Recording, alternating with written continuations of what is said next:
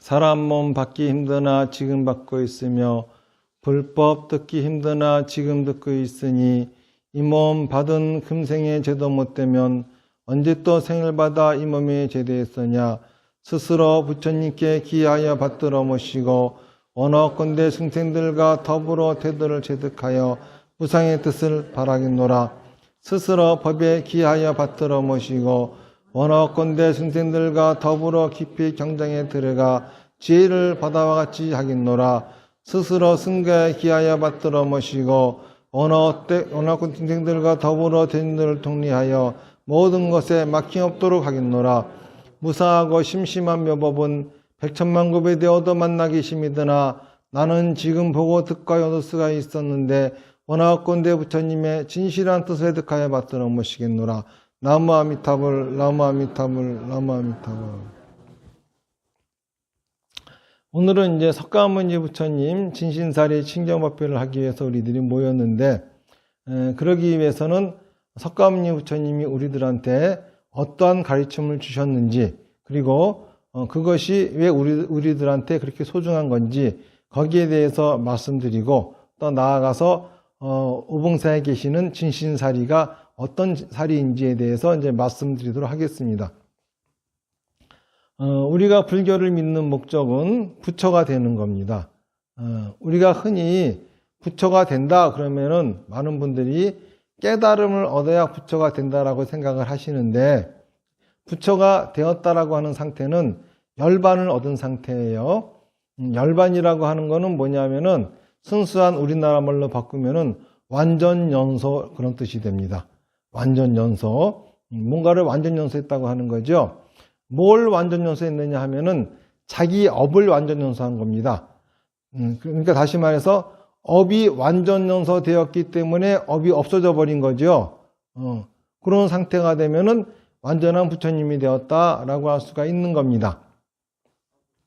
그런데 목적은 업을 완전연소하는 완전연소에 두고 있지만은 실질적으로 얻고자 하는 거는 달라요. 왜 그러냐 하면은, 자, 완전연소 그러면 무슨 소리가 되죠? 불이 꺼졌단 말이 되잖아요.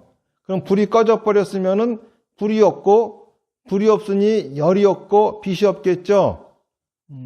그런 세계가 재미있겠습니까? 부처가 되고 나면 하나도 재미가 없어요. 그런데 완전연소 하려고 하는 거를 목표로 삼다 보면은 우리는 어떤 과정을 거쳐야 되느냐 하면은 완전연소 중인 상태를 거쳐야 됩니다. 완전연소 중인 상태는 활발 타는 불이 있기 때문에 밝은 빛이 있고, 그리고 뜨거운 열이 있어요. 열기에 가득 차고 밝은 세상을 살게 되는 거죠. 그렇기 때문에 부처가 되는 것을 목적으로 한다라고 하는 것은 부처가 되는 것을 목적으로 해야지 완전연소 중인 삶을 살 수 있기 때문에 그러는 겁니다.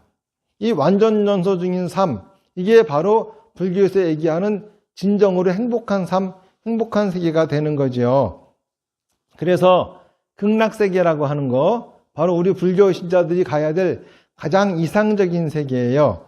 그 극락세계라고 하는 것은 부처가 되는 것이 약속되어진 세계입니다.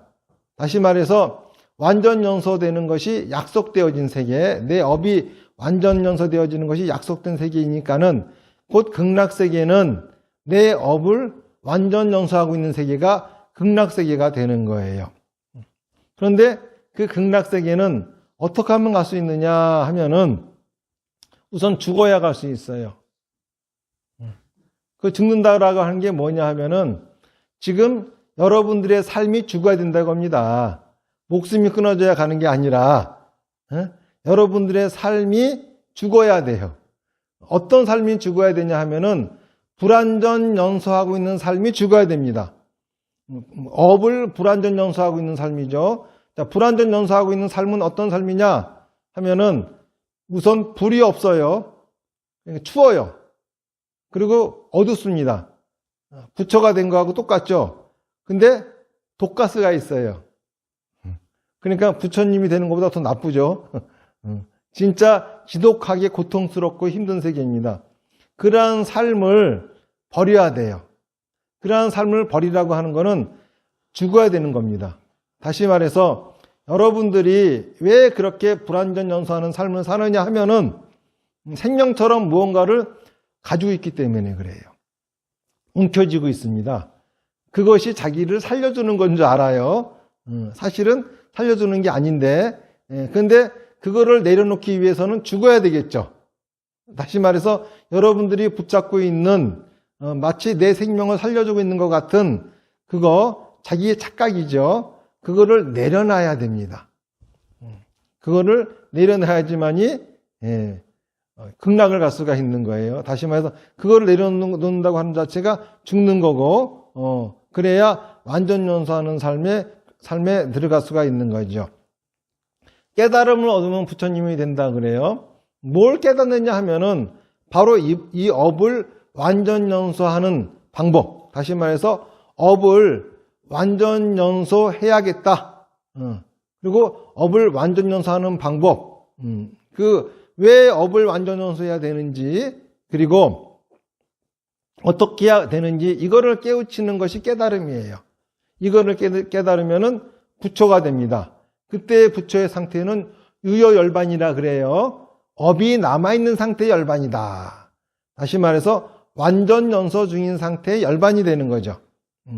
그리고 죽고 나면은 이제 무효열반, 이 업이 다 소멸돼서 완전연소가 되어버리면 무효열반에 들어가게 되는 거예요. 그렇기 때문에 깨달아서 부처가 된다라고 하는 것은 그 깨달음의 내용이라고 하는 것은 업을 완전연소해야 된다라고 하는, 그쵸? 왜 완전연소해야 되는지 그 필연적인 이유와 또 완전연소하는 방법을 깨닫는 겁니다. 그러면 도대체 업이라고 하는 게 뭐냐? 이게 중요하죠. 왜 그거를 우리가 완전연소해야 되느냐라고 하는 겁니다. 업이라고 하는 거는 인도말 카르마를 갖다가 의역한 거예요. 카르마라고 하는 거는 크르라고 하는 동사의 명사형입니다. 그런데 이 동사의 뜻은 하다. 그러니까 명사형이니까 뭐가 되겠죠? 짓이 됩니다. 짓. 업은 짓이에요. 그쵸? 여러분들은 업 중에 선업하고 악업밖에 없는 줄 아시죠? 근데 업이 되게 많잖아요. 농업, 상업, 공업, 그쵸? 수많은 업이 있잖아요. 업이 그런 뜻이에요. 짓이란 소리입니다. 농사를 짓는 짓은 농업이고, 장사하는 짓은 상업이고, 그렇죠? 이게 다 업이에요. 경찰 짓을 하면 그쵸? 경찰업이고 이런 거죠. 이게 다 업입니다. 그러니까 업이라고 하는 건 짓을 말하는데, 불교에서 흔히 삼업을 얘기하죠. 삼업이라고 하니까는 신구의, 신업, 몸으로 하는 짓이죠. 행동, 구업, 입으로 하는 짓이죠. 말, 의업, 마음으로 하는 짓이죠. 생각입니다.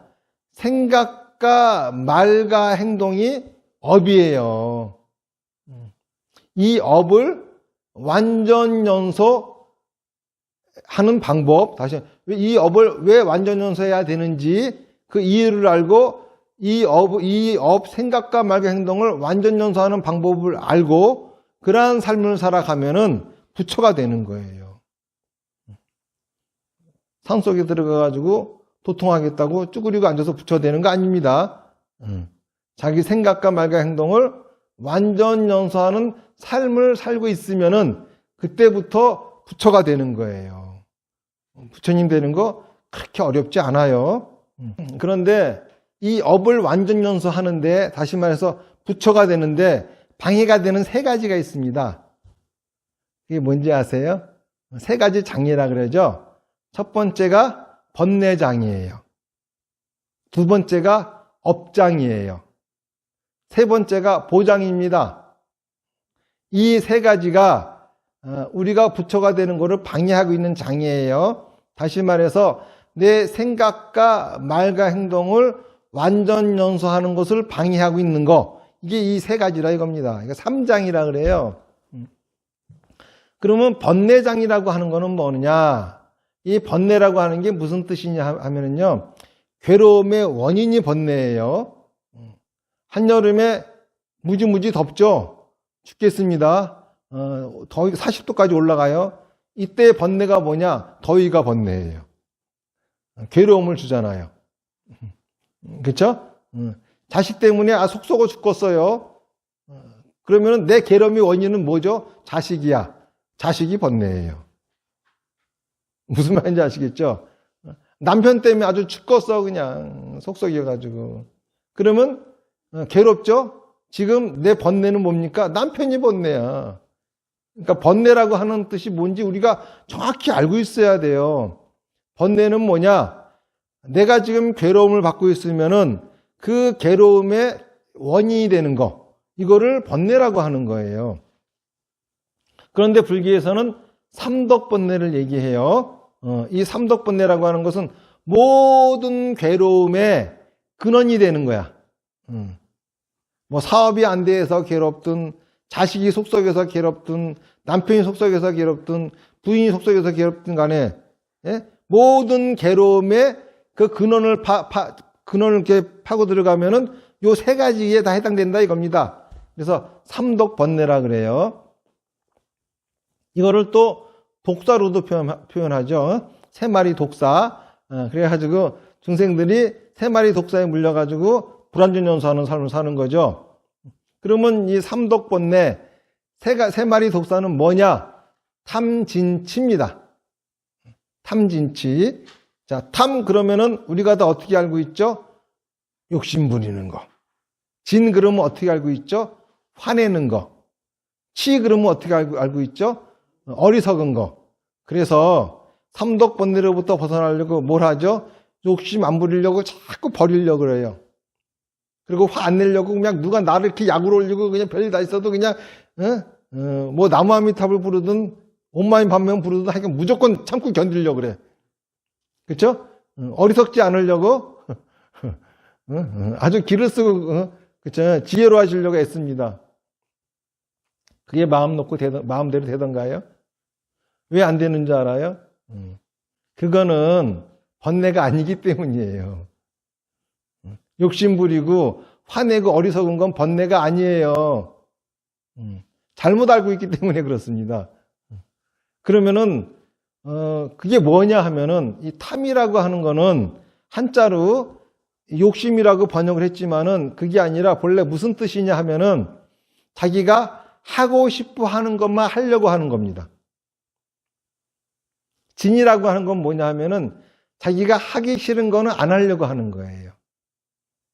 치라고 하는 건 뭐냐 하면은 그렇게 해놓고서 자기가 하고 싶어 하는 거는 해야 할 일로 합리화시켜 놓고 자기가 하기 싫은 거는 절대 하면 안 되는 걸로 합리화시켜 놔요. 그래서 우리가 보기에 저 사람이 그렇죠? 저렇게 하면은 돈을 못 벌 텐데 망할 짓을 골라서 하고 있어요. 그래서 옆에서 가르쳐 주거든요. 그렇게 하지 말고 이렇게 해보세요. 그러면은 이유가 많아. 그렇게 못 이겨 그거 어떻게 이겨?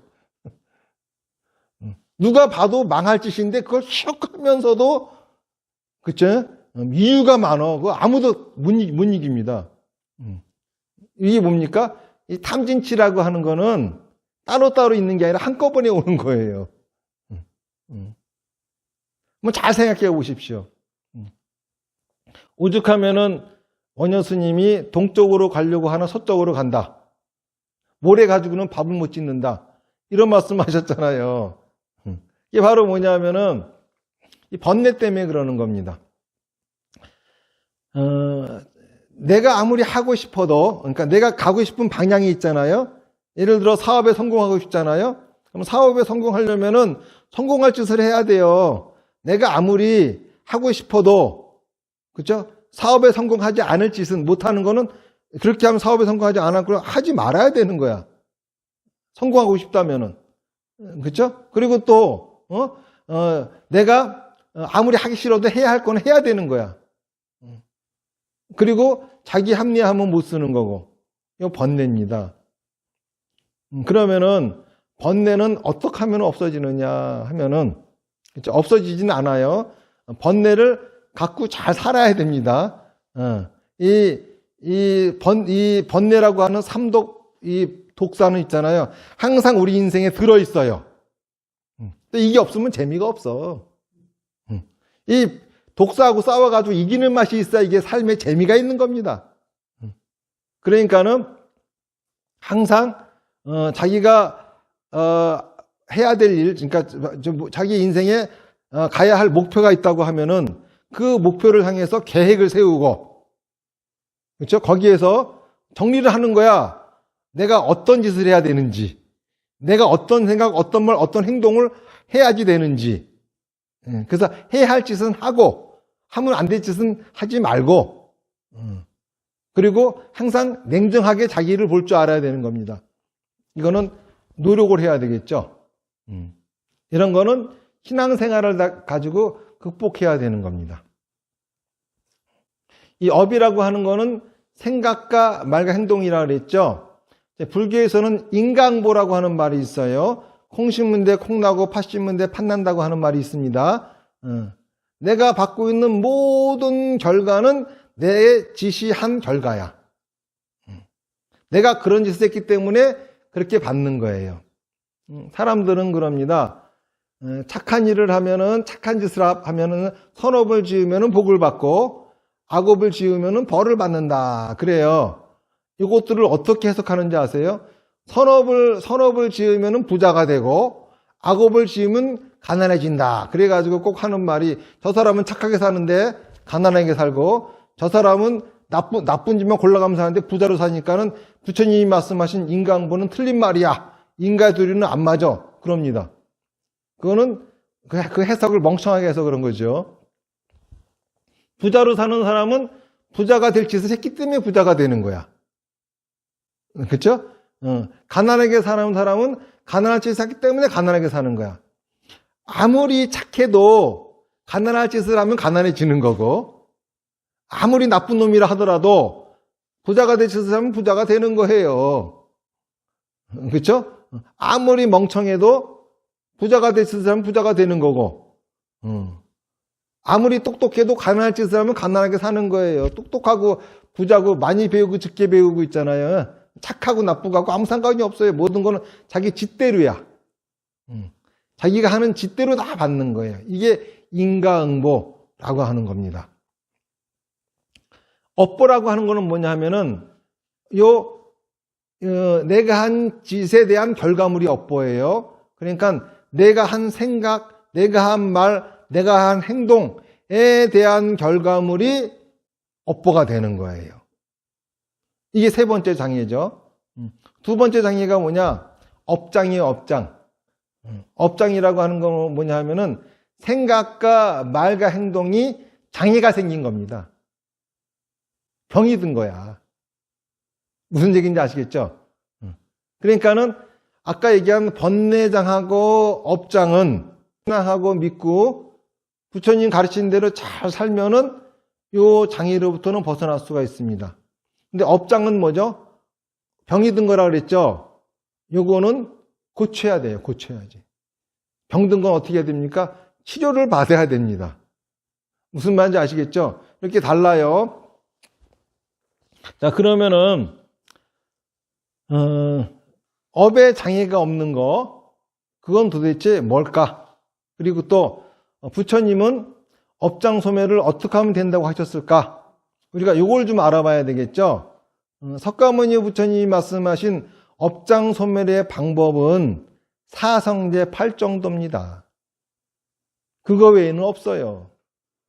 무슨 얘기인지 아시겠죠? 사성제라고 하는 게 뭐냐 하면은 네 가지 성스러운 진리라고 하는 소리인데, 고, 진, 멸, 도, 요 네 가지가 사성제예요. 고라고 하는 거는 뭐냐 하면은 괴로움이라고 하는 진리인데, 우리 중생들은, 그죠? 다 괴로움이 있다 이거야. 자, 괴로움 중에 뭐가 있죠? 사고팔고가 있죠? 사고팔고 들어보셨죠? 사고가 뭡니까? 네 가지 괴로움이야. 어떤 게 괴로움이냐 하면은 생로병사의 괴로움이에요.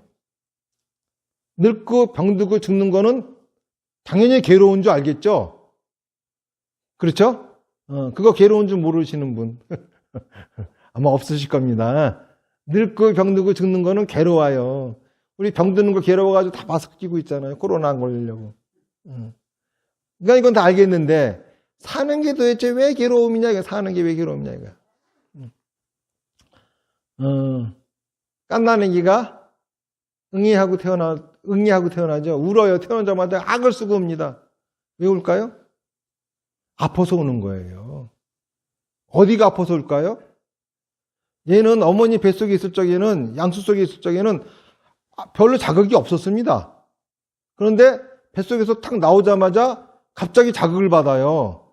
우리한테는 아무것도 아닌 자극이지만은 애한테는 쓰라린 겁니다. 마치 우리 살이 상처 입었다가 딱지를 이렇게 억지로 떼보세요. 그러면은 여린 살이 드러나죠. 그게 바람 쏠 적이 얼마나 쓰라려요. 애는 그런 상태예요. 그리고 눈도 감고 있다가 빛이 들어오니까는 눈도 못 뜰 지경이야. 눈부셔. 막 눈에도 통증이 느껴지고 조그만 소리에도 막 귀에 통증이 느껴지고 이 자극이 너무 심한 겁니다. 그러니까 우는 거예요. 자극은 뭐죠? 통증입니다.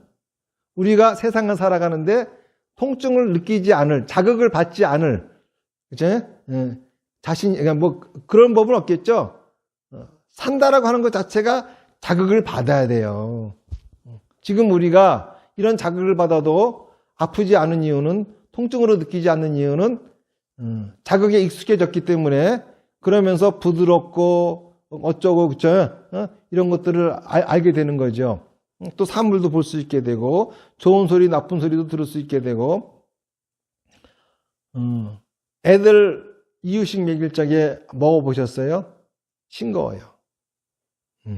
처음에 애 낳아보신 분들은 아시겠지만은 애기 낳았을 적에 젖꼭지를 물리면은 애가 그거를 바로 먹습니까? 바로 빨아요? 안 그러죠? 조금 빠른 척 하다가 확 뱉어내죠? 처음에 태어나면 바로 그러잖아요. 그런데 엄마 젖을 한번 먹어보세요. 맛이 있습니까? 아무 맛도 없어. 맹물보다도 맛대가리가 없어.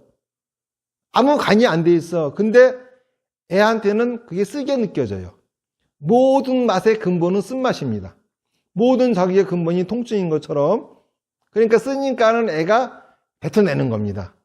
그 쓴맛에 익숙해지다 보니까는 먹게 되는 거예요. 그래서 이유식에도 간을 안 하는 겁니다. 서서히 쓴맛에 익숙해지면서 드디어 먹게 되는 겁니다. 우리가 세상 살아가면서 안 먹고 살 재간은 없습니다. 다 뭔가 먹어야 돼요. 우리가 맨날 먹는 게 쓴맛입니다. 쓴맛에 익숙해지다 보니까는 맛있고 맛없고를 알게 되는 거죠. 자, 쓰다라고 하는 거 한자로 뭐죠? 쓸 고자, 괴로울 고자예요. 사실 산다라고 하는 것 자체가 그렇기 때문에 괴로울 수밖에 없어요. 또 사랑하는 사람과 헤어지는 거 괴롭죠? 그 미워하는 사람과 만나야 되는 거 괴롭죠? 내가 원하는데 구하지 못하는 거 괴로워요. 당연히 괴롭습니다. 마지막으로 오온성고라고 하는 게 있는데, 이거는 뭐냐면은 생각이 항상 복잡한 거야. 끊임없이 생각이 일어나. 괴롭죠? 생각하고 싶지 않은데 자꾸 생각을 해야 돼. 괴로워 죽겠어 그냥. 좀 이 생각만 좀 안 하고 살았으면 편하겠는데. 사고 팔고 괴로워요. 근데 이 사고 팔고가 있기 때문에 우리 인생이 괴로운 걸까요? 이게 바로 고성제일까요? 아니에요. 왜 그러냐 하면은 이 사고 팔고는 살아있기 때문에 찾아오는 겁니다. 다시 말해서 부처님이 우리 인생에서 제거해 주려고 하는 괴로움, 그거는 그렇죠?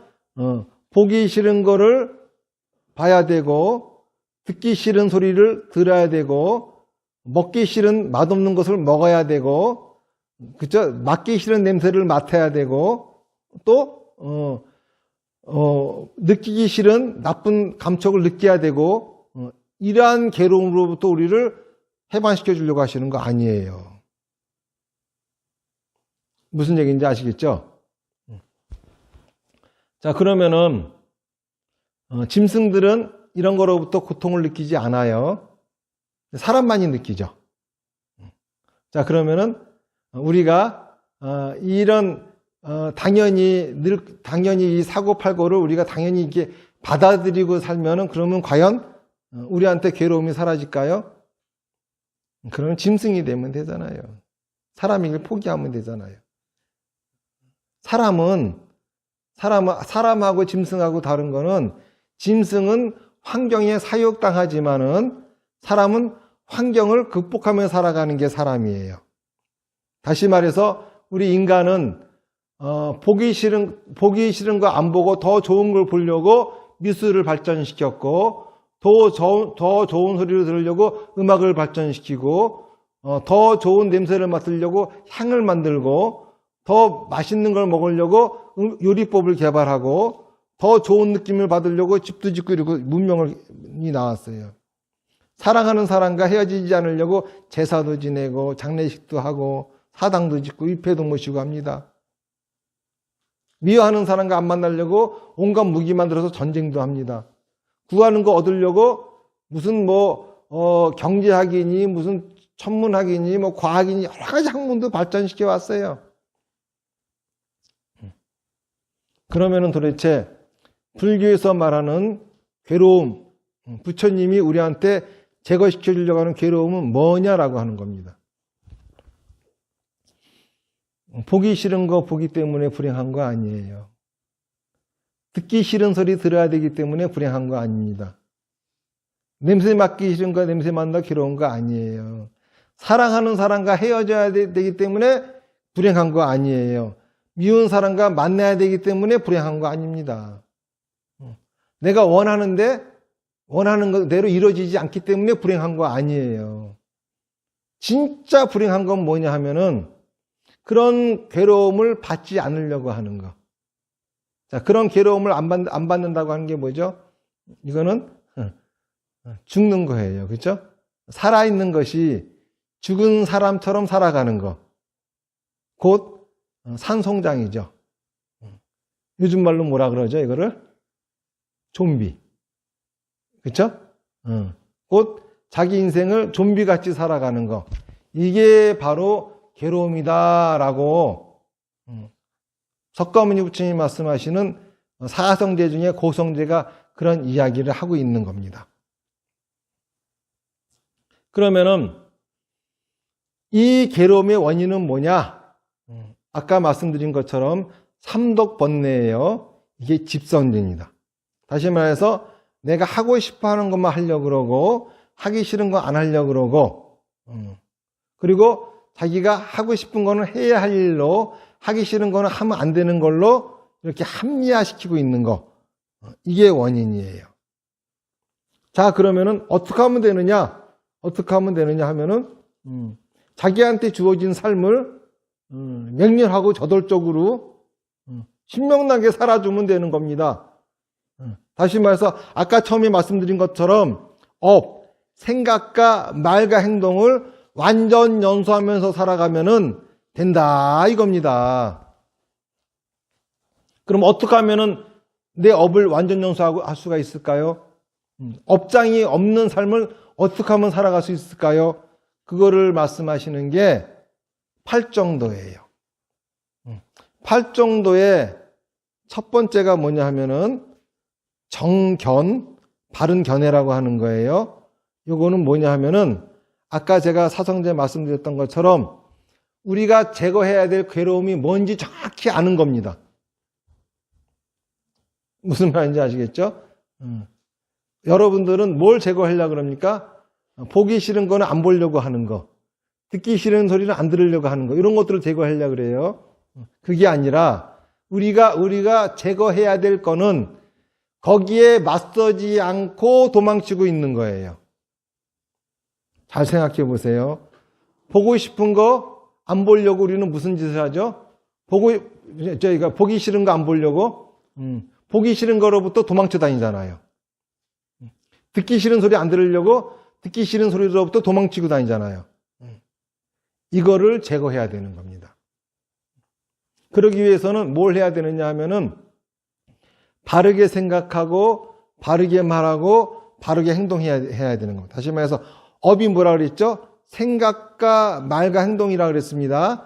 그러니까는 곧 내가 이 업을 완전연소하는 거, 다시 말해서 완전연소하는 삶을 살려면은 생각을 바르게 하고 말을 바르게 하고 행동을 바르게 해야 되는 거예요. 자, 그러면 도대체 바른 생각이라고 하는 것은 뭘까요? 자, 우리가 누구나 다 어떤 상황에 빠져 있죠. 여러분들도 지금 우리가 이거 뭐 하는 상황이죠, 이거? 법회하고 있는 상황이죠. 그렇죠? 여러분들 지금 법회에 참가해가지고 법문을 듣고 있는 상황이에요. 어떻게 하셨어요? 내가 지금 오봉사의 사리친경법회에 와가지고 주지스님이 법문하는 걸 듣고 있구나. 이거 어떻게 아셨습니까? 먼저 눈으로 보이죠? 그렇죠? 스님이 보이고 옆에 사람들이 보여요. 귀로 법문하는 소리가 들리죠? 그렇죠? 그리고 이 싱그러운 절 냄새도 맡고 이런 자극이 들어오죠. 자극이 들어오는 걸 눈, 귀 이런 내 감각기관이 자극을 받아들여요. 자, 그러고 난 다음에 무슨 일이 일어나죠? 요 자극을 마음이 인식을 해요. 그렇죠? 마음이 인식을 해. 그래서 마음이 판단을 내리는 거죠. 내가 지금 오봉사에 와가지고 법문을 듣고 있구나 이렇게 판단을 해요. 자, 이 판단이 뭐죠? 생각이잖아요. 그렇죠? 그러니까 생각이라고 하는 게 어떻게 생기죠? 외부 자극을 받아들여서 생겨나는 거죠. 외부 자극을 받아들여가지고 마음이 그 자극을 분별하고 판단하니까 생겨나는 게 생각이죠. 그런데 문제는 마음에는 있잖아요. 무명이라고 하는 것이 있어요. 무명이라고 하는 것이 무슨 짓을 하느냐 하면은 우리가 받아들이는 이 자극을 왜곡합니다. 각자 다르게 인식해요. 지금 분명히 여기 상황은 사리친경법회에 오셔가지고 오봉사 주지스님이 법문하는 걸 듣고 있는 상황이에요. 이 상황은 하나밖에 없어요. 그런데 한 분씩 다 여쭤볼까? 한번 다 여쭤보세요. 각자 이 상황을 다르게 말합니다. 똑같이 말하는 사람들은 하나도 없어요. 왜 그럴까? 마음의 무명이라고 하는 것이 있기 때문에 각자 다른 생각을 하고 있는 거예요. 하늘에 있는 달은 하나지만은, 그쵸? 그 달이 1000개 강에 뜨죠? 1000개 강에 달이 다 떠요. 그런데 똑같은 달은 하나도 없어. 하늘의 달하고 똑같은 달은 하나도 없다고. 다 지각각이야. 이 세상에 무명이 없는 사람은 그 누구도 없습니다. 그렇기 때문에 생각이 다 달라. 자, 바른 생각은 뭐죠? 원래 있는 실제 사항을 정확히 파악하는 게 바른 생각이죠. 그런데 그렇게 생각할 수 있는 사람은 아무도 없어. 그러면 도대체 뭐가 바른 생각일까? 바로 지금 내 생각이 바른 생각이에요. 무슨 말인지 아시겠습니까? 여기 지금 법회에서 여러분들은 진신사리친경법회 하러 오셨고 오봉사 주지스님이 하는 법문을 듣고 있는데 제각기 이 사항을 얘기하라고 하면은 제각기 다른 느낌을 갖고 말을 합니다. 그럼 뭐가 바른 생각이야? 누구 생각이 제일 바로 각자 하나하나 제각기 다르게 얘기하는 그게 다 바른 생각이에요. 틀린 생각을 하는 사람은 그 어디에도 없습니다. 무슨 얘기인지 아시겠죠? 업장이 없는 상태가 뭐냐 하면은 자기 생각을 가지고 살아가는 게 업장이 없는 상태예요. 그러면 업장이 있는 상태는 뭐냐 하면은 남의 생각을 갖고 살아가는 게 업장이 있는 거예요. 남의 생각을 살아가는 거야. 자, 그러면은 바르게 말하고 바르게 행동하는 거는 뭘까요? 바르게 말하고 바르게 행동하는 거는 자기 생각을 말하고 행동하는 겁니다. 자기가 갖고 있는 생각 있는 그대로 다 말하고 행동하는 거, 이게 바로 바르게 말하고 바르게 행동하는 거예요. 그런데 나쁜 생각을 아무렇게나 하면은 큰일 나겠죠. 그러니까 좋은 생각은 더 좋게 말하고 행동하고 나쁜 생각은 덜 나쁘게 말하고 행동하는 거, 여기에 바로 바르게 말하고 바르게 행동하는 겁니다. 이렇게 하면은 업이 있잖아요. 업장이 없는 건강한 업으로 살아가게 되는 거예요. 이렇게 말씀드리면 여러분들은 아마 스물 이게 반발심이 생길 겁니다. 진짜 부처님이 저렇게 말씀하셨을까? 이런 생각 들죠? 그런 생각이 왜 들죠? 여러분들이 한 경험이 있기 때문이에요. 나는 내 생각대로 말하고 행동했다가 경을 친 일이 한두 번이 아닌데. 그쵸? 내 생각대로 말하고 행동했더니 뭔 일이 생겼습니까? 난리만 났어 그냥. 이제까지 살아오면서 경험한 거 뭡니까? 내 생각대로 살면 안 된다. 주변을 잘 살펴가지고 주변에 현명하고 똑똑한 사람의 생각이 있으면 그걸 갖고 살아야 된다. 내 생각이 잘못됐기 때문에 우리는 많이 배워야 된다. 이러고 생각하시죠? 그런 여러분들한테 제가 부처님은요 자기 생각을 가지고 말하고 행동하며 살아가는 게 업장이 없는 거래요 라고 가르쳐드리면 여러분들은 스물 반발심이 생기는 거야. 이제까지 경험한 게 있기 때문에. 그렇죠? 그런데 뭐가 문제냐 하면은 자기 생각을 가지고 말하고 행동을 해보세요. 그러면 경을 칠 일밖에 안 생겨요. 분명히. 좋은 일 안 생기고 있잖아요. 나한테 나쁜 일이 많이 생깁니다. 그런데 그때 여러분들은 어떻게 생각하는지 아세요? 아, 내 생각이 잘못됐구나 이렇게 생각해요. 그게 아닙니다. 내 생각이 잘못된 게 아니라 내 생각은 사람들하고 다르구나. 그러면서 어떻게 해야 되죠? 내 생각을 어떻게 그쵸? 바로 잡아갈 것인지 배워야 되는 거죠. 여러분들 그 게임할 적에 스테이지 하나를 극복하려고 하면은 실패는 수천 번, 수만 번, 수백 번 해야 됩니다. 뭐 수만 번까지 안 가더라도 수십 번은 해야 됩니다. 그런데 성공은 몇 번 하죠? 딱 한 번만 하면 돼요. 그렇죠? 우리 인생에 있어서 그럽니다. 우리 인생에 있어서도. 원래 반야바람이라고 하는 게 뭐냐면은 실제 상황을 정확히 아는 지혜입니다. 어떻게 하면 알 수 있느냐 하면은 자기 생각을 말하고 행동해 봐야 돼요. 자기 생각 가지고 말하고 행동하면은 실제 상황하고 다르죠? 그럼 난리가 나. 거기서 내 생각이 틀렸다가 아니라 배우세요. 어떻게 하면 되는지. 그쵸?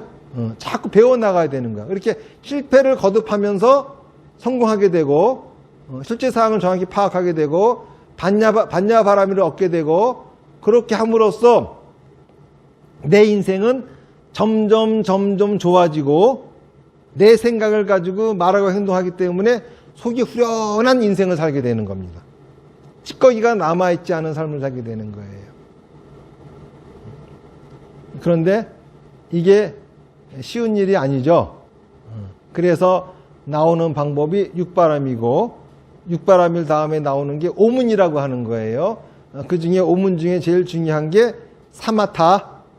아까 말씀드린 사마타. 그렇죠? 그래서 아까 제가 사마타 할 적에 어떻게 하라 그랬죠? 마음을 탁 놓으라 그랬죠? 떠오르는 생각을 그냥 내버려 두시라 그랬습니다. 내버려 두라고 제가 그렇게 말씀드렸습니다. 이게 바로 뭐냐 하면은, 여러분들 아까 사마타 하면서 무슨 생각하셨어요? 어떤 분은 집에 있는 아들 생각한 사람도 있을 것이고, 그렇죠? 어떤 분은 사업이 안 되니까는, 그렇죠? 사업이 잘 되는 거 생각한 것도 있을 것이고, 별의별 생각 다 했을 거예요. 그 여러분들이 지금 하고 있는 그 생각이 다 다른 생각이에요. 그게 바로 납니다. 우리가 절에 가면은 뻑 하면은 참나 그래. 참다운 나를 찾아서, 진짜 나를 찾아서. 여러분들 진짜 내가 뭔지 아세요? 대답을 쉽게 하세요. 참나가 뭡니까? 물어보면 내가 알면 지금 여기 왔겠습니까? 그러면 되잖아. 그걸 알면 내가 왔겠습니까? 여기? 모르니까 왔지. 그쵸? 지금부터 참나 가르쳐 드릴게요. 다른 사람들은 참나를 찾겠다고 막 그냥 오랫동안 기도도 하고 별짓 다 해 그냥. 여기서 한 방에 가르쳐 드릴게요. 진짜 내가 뭔지. 저희 여러분들이 누군가를 만나러 갔어. 미팅하러 갔는데, 되게 잘생긴 남자가 나왔어. 딱 보니까는 있어 보이고 굉장히 좋아. 멋있는 사람이야. 근데 앉아가지고 대화를 해보니까는 머리에 똥밖에 안 들었어. 어떻게 보입니까? 똥으로 보이지. 잘생긴 게. 그쵸? 남자분들은 있잖아요. 진짜 예쁘고 아주 내가 하늘에 뿅 갈 정도로 내 이상적인 여자가 내 앞에 와서 앉아 있어요. 그래서 얘기를 해보니까는 참 주책맞고, 진짜 저런 게 다 있나 싶어. 우리가 얘기를 통해서 뭘 보는 거죠? 그 사람 생각을 보는 거죠. 그죠? 그러니까는 내가 보기에 저 사람 보니까 그 사람 생각이 그 사람이야. 참 나는 뭐냐? 지금 내 생각이 참 나예요. 무슨 얘기인지 아시겠죠? 자, 내 생각이 어떻죠? 어떤 때는 더럽고 추잡한 생각을 하고, 어떤 때는 위대하고 막 훌륭한 생각을 하고, 어떤 때는 그쵸? 아주 나쁜 놈이기도 하고 별의별 생각이 다 있잖아요. 그쵸? 그게 다 납니다. 그러니까 나는 어떤 사람이야? 똑똑한 사람도 아니고 어리석은 사람도 아니고, 그쵸? 바보도 아니고 천재도 아니고, 예? 훌륭한 사람도 아니고, 그쵸? 훌륭하지 않은 사람도 아니고, 착한 사람도 아니고 나쁜 사람도 아니고, 이게 나야. 때에 따라서는 있잖아요. 착한 사람이기도 하고 나쁜 사람이기도 하고 바보이기도 하고 천재이기도 하고, 그쵸? 예? 예. 이게 다 나야. 내가 뭐라고 규정 지지 마세요. 나는 착한 사람이야 이러고 사니까는 스트레스 엄청나게 받죠. 때로는 나쁜 사람이기도 해 나는. 그쵸?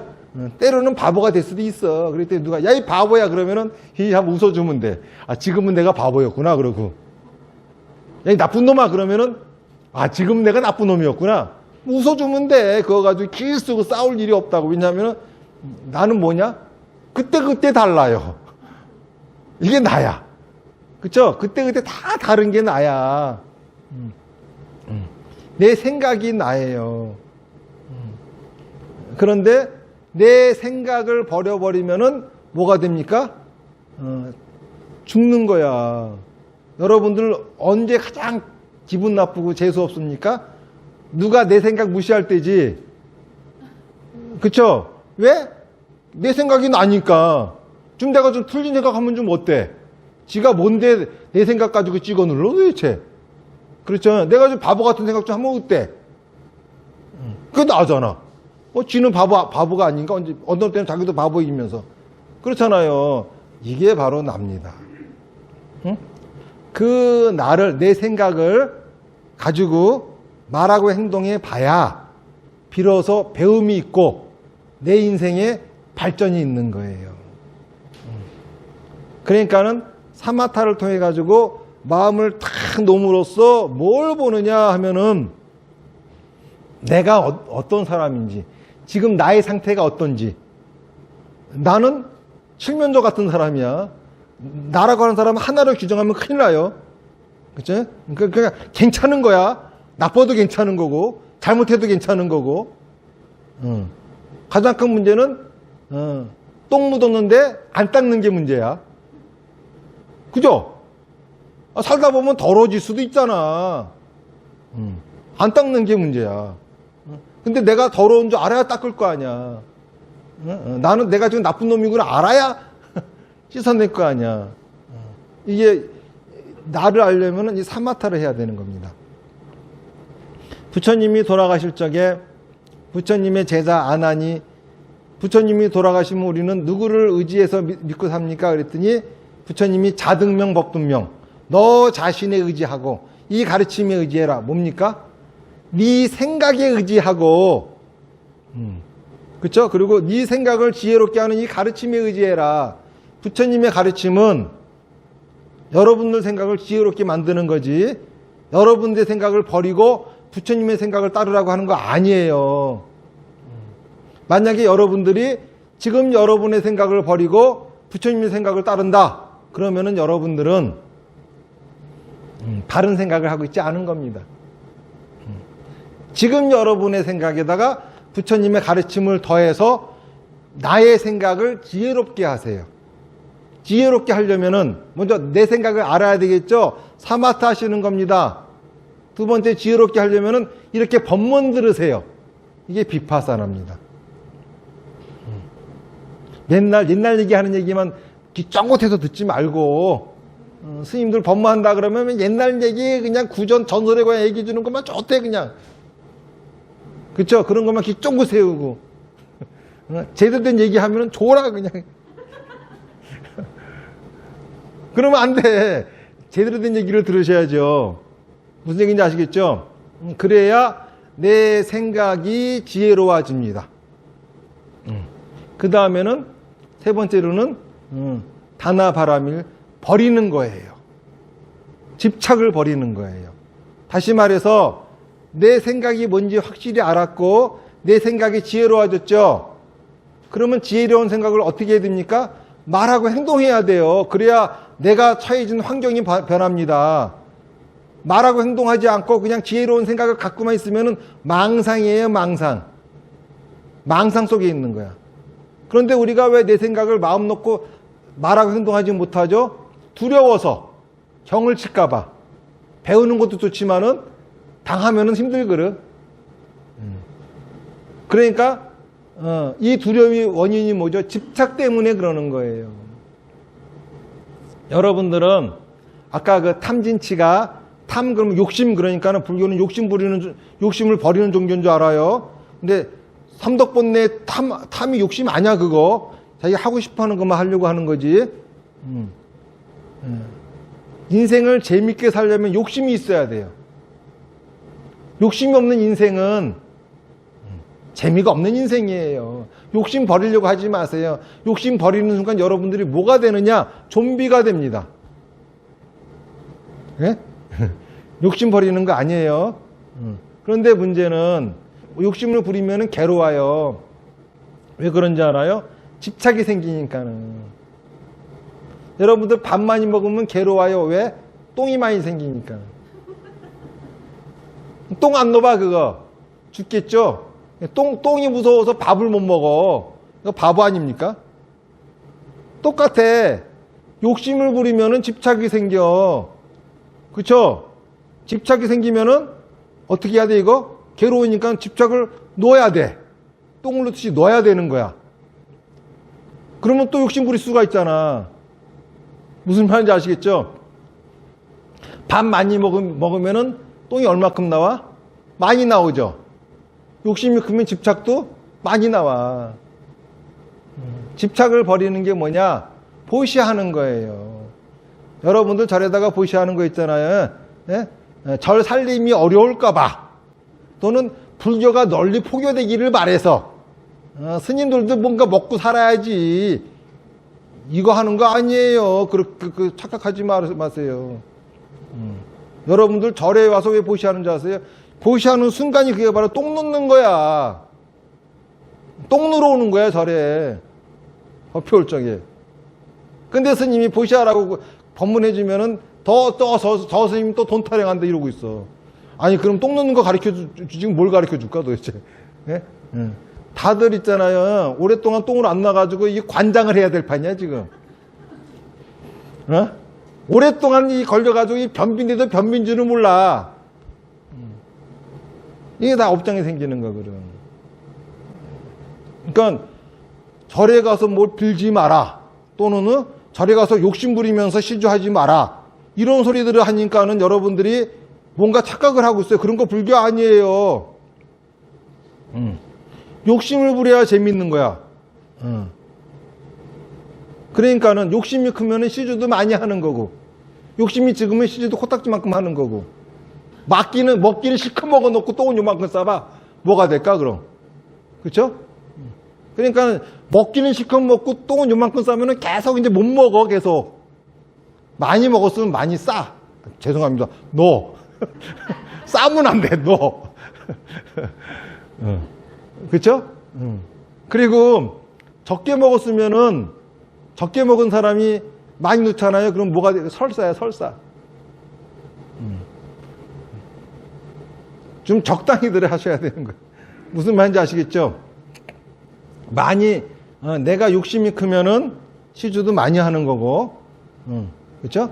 욕심이 없어가지고 좀비처럼 살려면은 하지 마. 그러면 되는 겁니다. 이게 바로 부처님이 말씀하신 이 업장을 없애고 건강한 인생을 살아가는 방법으로서 말씀하신 게 8정도예요. 8정도인데 이것이 어렵다 보니까는 이렇게 사마타, 비파사나, 다나바람이라고 하는 방법이 나온 겁니다. 사마타 합장하고 나무아미탑을 하면서 여러분들의 마음을 놓으세요. 그러면은 여러분들의 생각이 뭔지를 알게 되고 여러분들 생각이 뭔지를 알게 되면은 내가 지금 어떤 모습을 하고 있는지 알 수 있게 됩니다. 거울 앞에 서 있는 거와 똑같게 됩니다. 자, 그러면은 나를 지혜롭게 만드세요. 가르침을 들으세요. 법문을 들으세요. 자, 그 다음에 내가 처한 환경을 바꾸세요. 그러려면은 집착을 버리세요. 시주를 하시는 겁니다. 요 세 가지가 가장 우리가 행복하게 살아갈 수 있는 그러한 가르침, 부처님의 가르침이 되는 겁니다. 이러한 가르침을 설해 주신 것이 지금 석가모니 부처님이죠. 여러분들은 지금 이러한 가르침을 주신 석가모니 부처님의 진신사리를 칭견하시기 위해서 여기 오신 거예요. 그런데 요즘 우리 여기 오봉사에 계시는 진신사리가 세계에서 유일하게도 그 유래가 확실한 진신사리다 그랬더니 별의별 말을 하는 사람들이 많이 있어요. 근데 현재 진신사리라고 학계에서 인정되고 있는 거는 프랑스 고고학자가 네팔 지역을 돌아다니다가 발굴한 사리함이 있어요. 박물관에 있거든. 페페라고 하는 학자야. 그 사리함에는 석가족이 석가모니 부처님의 유고를 여기다 담다 이런 글이 써 있다고 해가지고 그렇대요.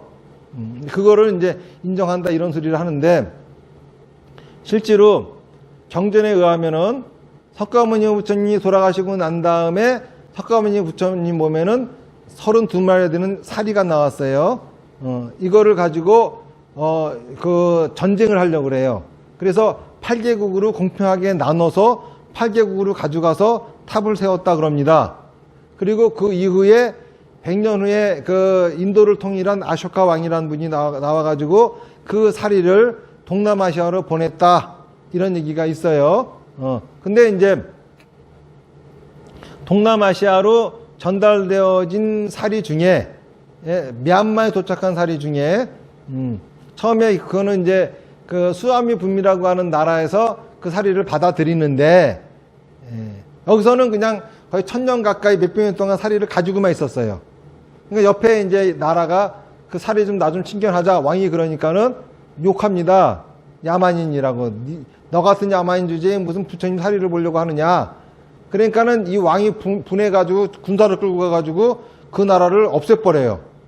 멸망시켜버리고 사리를 갖다가 탑을 세웁니다. 이게 이제 바간에 있는 사리탑인데 이게 또 징기스칸에 의해서 무너져요. 그 이후에 거기서 그 사리탑을 복원했던 왕이 일부를 꺼낸다가 또 사리탑을 세우거든요. 그런데 우연찮게 그 사리탑이 또 지진이 나. 그래서 여기까지 오신 거야.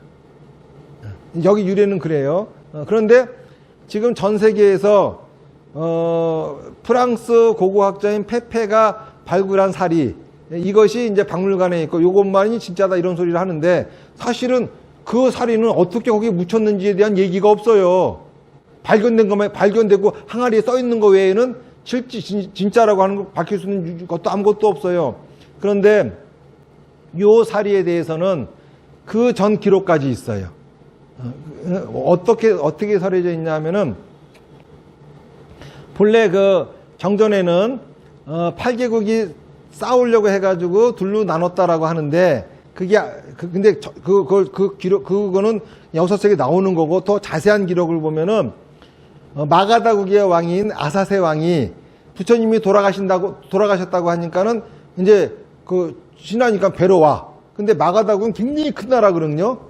지금 같으면 미국 같은 나라야. 거기에 왕이 가는데 그냥 혼자만 가겠습니까? 군사들도 같이 따라오지. 그리고 왕이 와가지고 그 부처님 진신사리는 내가 가져간다. 그러니까는 그 지역의 왕이 나는 그런 게 어딨냐? 여기서 돌아가셨으니까 우리 거다.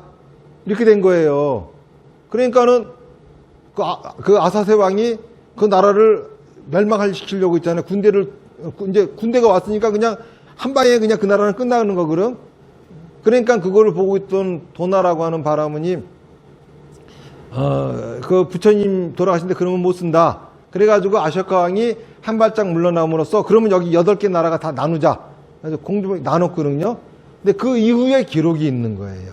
그 이후에 아사세 왕이 8개국으로 사신을 파견해가지고 사리를 다 회수합니다. 회수해가지고 기사굴산 어디에다가 이렇게 묻어버렸대요. 그리고 아무도 몰랐대. 그리고 그 이후에 이제 기록에는 아쇼카 왕이 사리를 동남아시아로 보냈다. 그 9개국으로 보냈다. 이런 게 있는데 또 거기에 대한 얘기도 이 진신사리에는 또 들어있어요. 아쇼카 왕이 그 불교를 전파하려고 사리를 찾는데 어디에도 진신사리가 없는 거야. 탑을 다 열어봐도. 그러니까는 그 수소문을 해가지고 부처님의 진신사리가 있는 곳을 가르쳐준 사람한테는 상을 내리겠다. 그러니까는 어떤 100살 된 비구니가 와가지고 우리 은사 스님이 저 기사굴산 중 어딘가를 굉장히 중요하다고 생각하면서 꼭 기억하라고 하셨는데 혹시 거기 있는지 모르겠습니다. 그랬더니 파니까는 그대로 진신사리가 나오더라 이겁니다. 그래서 그거를 9개국으로 갔다고 하는데 다른 나라에 간 진신사리는 거기에 도착한 기록만 있을 뿐 그 다음에 어떻게 됐는지 기록이 없어요. 근데 여기 진신사리는 전쟁이 났잖아요. 사리를 인해 가지고 미얀마 역사에 나와버리는 거야 이게. 그리고 이 사리탑을 세운 그 왕은 미얀마에서 가장 강력한 국가를 만들었거든요. 그러니까는 징기스칸이 쳐들어오고 이게 다 기록이 남는 거예요. 그러니까 어떻게 보면은 진신사리가 있다고 하는 것이 무지 많아요. 우리나라 같은 경우도 5대 정면봉이 있죠. 그런데 이 5대 정면봉이 있는 진신사리는 신라시대 자장류사가 중국에 가서 오대산에서 문수보살을 칭견하고 받아 가져오셨대요. 문수보살이 누구야? 몰라. 그리고 문수보살은 이 살이 어떻게 입수했어? 몰라. 그쵸? 그런데 오봉사에 있는 진신사리는 얘기가 다 있어요. 부처님 돌아가시고 8개국으로 나눈 거를 아사세 왕이 그쵸? 전부 다 회수해서 숨겼고 그리고 아쇼카 왕이 다시 찾아가지고 보냈다. 그리고 거기 그 나라에 도착한 거는 불교 역사책에 나옵니다. 그 다음 얘기는 미얀마 역사책에 나와. 그러니까 유일하게 그 유래가 확실한 진신사리야.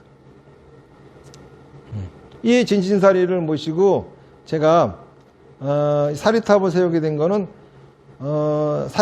굉장히 어려운 일이 저한테 많았어요. 저 공부도 많이 했거든요. 근데 아무도 안 알아주고 저 정법만 지켰거든요. 고생 많이 했어요. 근데 저 사리를 주신 스님이 진신사리는 탑을 세워야지 갖고 있으면은 안 좋은 일이 있다. 그래가지고 이제 무당한테 굿하는 심정으로 사리탑을 저기다 모셨어요. 모시고서 그 다음에 이제 제가 또 그 부처님한테 발언하면서 기도를 했더니 뭐 여러 가지 신비로운 현상들이 많이 나왔어요. 그러니까 하여간 그건 유튜브에서 보시고 말하면 너무 기니까는. 그러니까 이제 그러고 난 다음에 이제 그 부처님 사리탑을 제대로 지으려고 하다 보니까는 이제 임시로 세웠던 거니까는 바닥에 이 공구리를 쳐야 되니까는 사리탑을 옮기는 중에 진신사리를 꺼냈습니다. 꺼내면서 이제 칭경법회를 하려고 했거든요. 근데 이제 칭경법회 하는 쪽에도 신비스러운 일들이 좀 많이 있었어요. 근데 어쨌든가 저는 또 진신사리를 탑에다 넣지 않으면은 뭔가 나한테 안 좋은 일이 생길까봐 무서워가지고 칭경법회 끝나면 얼른 갖다 모시려고 그랬어요. 그런데 그 칭경법회 끝나는 마지막 날 지금처럼 여러분들하고 같이 이렇게 목탁을 치면서 사마타를 하고 있었습니다. 그런데 갑자기 이런 소리가 들리는 거야. 아직 봉안하지 마라. 내가 만나야 될 내 제자들이 있다. 그러시는 거예요.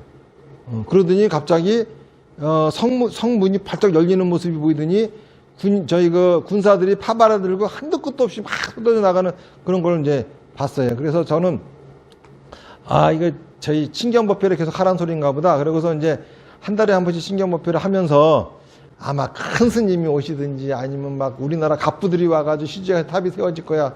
아마 분명히 이 참제자라고 하는 사람들은 큰 스님이 아니면 그런 사람들일 거야. 그랬어요. 그랬더니 참제자라고 오는 사람들이 전부 다 힘든 사람들이야. 죽겠는 사람들이야.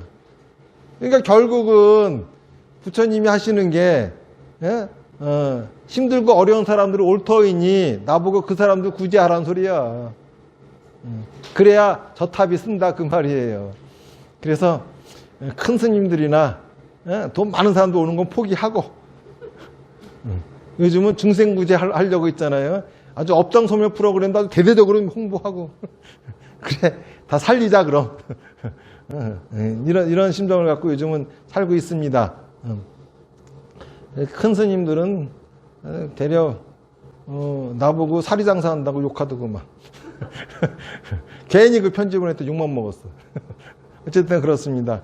그래서 진신사리가 총 80가인데 나중에 이제 신경업회 하려고 봤더니 자연 증가돼 가지고 좀 많아졌더라고요. 참 그것도 신기합니다.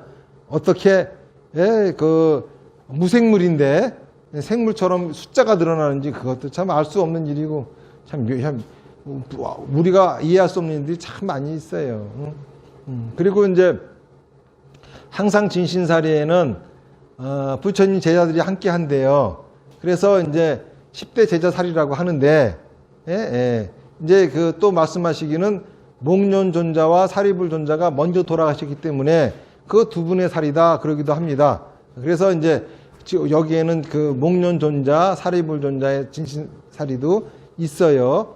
그것까지. 그리고 또 제사리가 또 있습니다. 이런 것들을 갖다가 이제 사리는 80가고 그런 것들이 있으니까는 그런 것들은 친견하시면 되겠습니다. 그리고 진신사리를 친견하고 또 그 진신사리 탑을 세우는데 동참을 하면은 소원이 다 이루어진대요. 어떻게 해서 소원이 이루어지는지 그 원리는 나도 모릅니다. 하여간 그렇대요. 그리고 지금까지 사리탑을 세우려고 하면서 겪었던 모든 일들도 불가사의 합니다. 저는 원래 그런 이상한 거 별로 기복적인 거 별로 안 좋아하거든요.